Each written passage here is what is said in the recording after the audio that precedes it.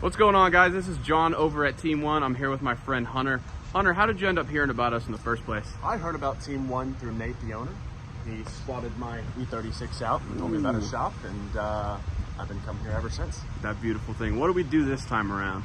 This time was window regulator motor and fix the window. It would slide and tilt in the actual window compartment. Okay. And they've also are going to be taking care of BCBR coilovers and a camber kit. So that's about it, as well as alignment. Exciting stuff. Exciting stuff. And how was your experience? Very great. 5 stars all around. Wonderful. Thank you again for your business. I appreciate you. Yes, thank you.